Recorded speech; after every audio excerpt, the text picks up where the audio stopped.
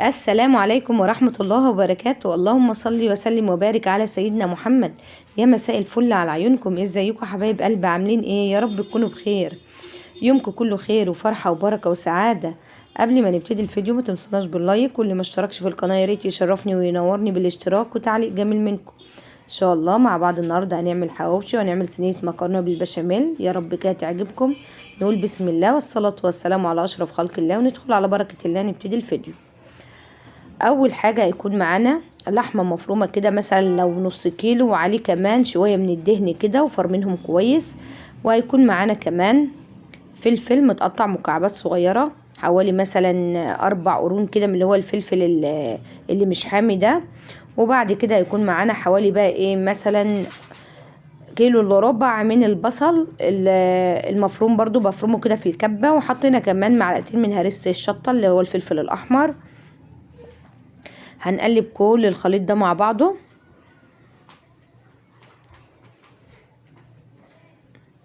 هنعمل الحواوشي سهل جدا وطعمه بيطلع رائع. ونحط هنا بقى كل التوابل اللي تحبيها، توم باودر، بابريكا، كاري، كركم، مثلا وملح طبعا، مكمون، اي توابل بتحبيها. وتوابل كمان بتتباع مثلا للحواوشي، اي حاجه حطيها زي ما تحبي في التوابل حطي، واللي ما بتحبوش طبعا استغنى عنه. هنقلب كل الخليط بقى، ندمج كل المكونات دي مع بعض.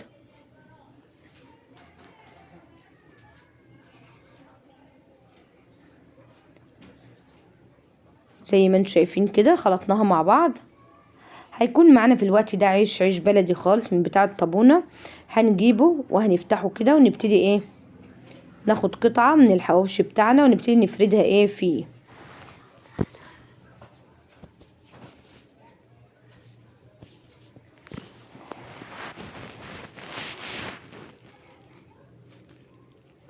هناخد قطعة قطعة كده ونبتدي ايه نفردها في الرغيف.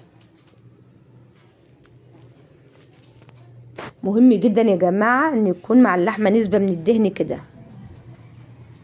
عشان بتدي كده تطعيمة للفراخ. بنبتدي بقى للحواوشي، بنبتدي بقى نجيب الصاج بتاع الفرن كده، سخناه كويس، وهنبتدي نحط فيه رغيفة الحواوشي بتاعتنا.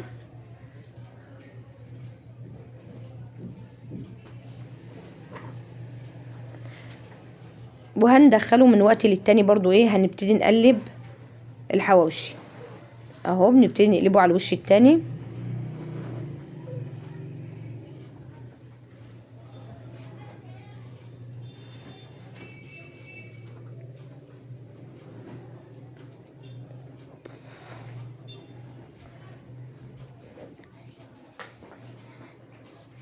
حلو جدا يا جماعة، بيطلع معانا رائع. في الوقت ده بقى هنبتدي نعمل المكرونة.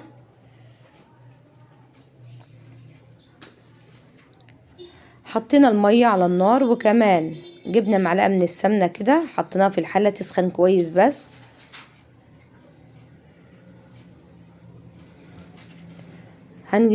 هنجيب كمان حوالي مثلا ايه 300 جرام من الفراخ.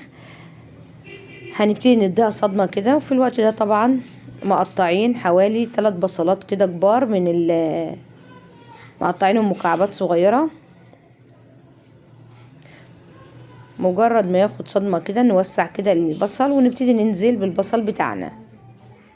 طبعا البصل كده بيدي مع فلفل مع حاجة بتدي ايه كمية كبيرة للفراخ.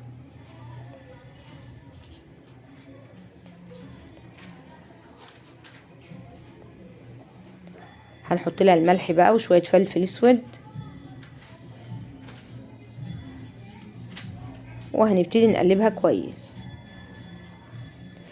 في الوقت ده محضرين كيلو من المكرونة القلم، هنبتدي ننزل بيها.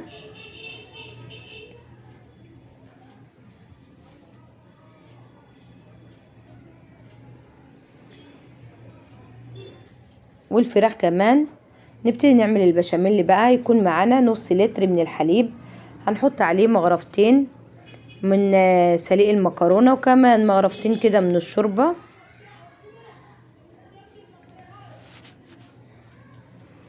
يبقى حطينا نص لتر من الحليب ومغرفتين من الشوربة ومغرفتين كمان من سليق المكرونة. كله هنضربه مع بعض في الخلاط، بيبقى سهل وبيطلع معانا حلو جدا. هننزل كمان بحوالي 3 معالق من الزبدة، ولو عندك مثلا قطعة جبنة او حاجة ممكن برضو ننزل بيها تدينا تطعيمة، او مكعبين من اللي هو المثلثات الجبنة. ونحط بقى حوالي معلقتين من الدقيق، معلقتين هرميين كبار كده، وكمان معلقتين هرميين من النشا.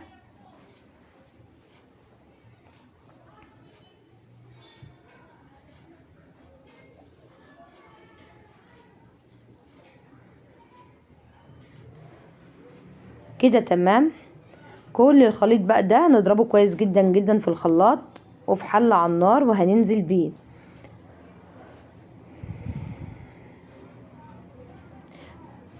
هنقلب فيه بقى لحد ما يوصل للقوام الكريمي. ايدنا فيه كده يا جماعة لحد ما يوصل للقوام الكريمي، هو بيبقى ملمسه ناعم وفي منتهى الجمال.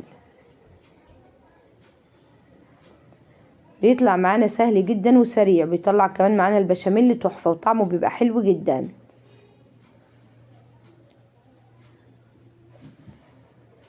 مكرونتنا يا جماعة كده وصل القوام المظبوط. المكرونة بتاعتنا اتسلقت، ما نحطش عليها، ما نشطفهاش خالص بمية، ناخدها على طول نحط عليها مغرفتين من البشاميل ونقلبها كويس. وكمان الفراخ اتعصجت وجبنا البياركس بتاعنا حطينا فيه برضو مغرفتين من البشاميل. طبعا ظبطنا احياء البشاميل، لو عايز ملح عايز حاجة حطينا له. هنبتدي ننزل بقى بنص كمية المكرونة،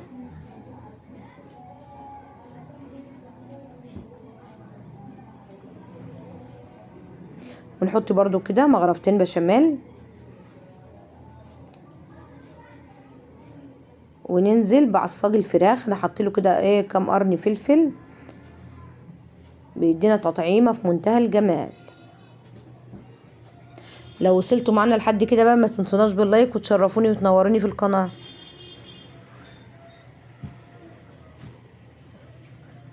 اهم حاجه يا جماعه اللايك، هو اللي بيرفع الفيديو وبيخلي اكبر عدد من الناس تشوفه.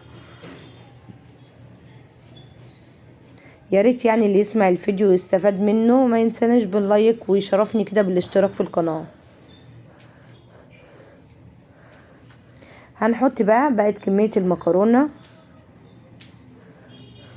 وبعد كده البشاميل. فرننا طبعا ساخن على درجه حراره 220. هو كل حاجه مستويه معانا، مجرد ما تلاقيها بقبقت معاكي كده على طول نشغل الشوايه تاخد وش معانا، ما بتاخدش وقت خالص. اهو زي ما انتم شايفين كده بيطلع معانا بقى الحواوشي طعمه وشكله يفتح النفس. وكمان المكرونه بالبشاميل طلعت معانا حلو جدا، غدا حلو جدا وسريع. ان شاء الله تجربوه كده ويبقى حلو معاكم. بألف هنا وشفا ليكم. بكده بقى خلصنا وصفتنا. يا رب تكون كده دايما عند حسن ظنكم. انتظروني بقى في وصفة جديدة وفيديو جديد، واسيبكم بخير واشوفكم بخير. والسلام عليكم ورحمة الله وبركاته. دمتم في امان الله ورعايته. مع السلامة.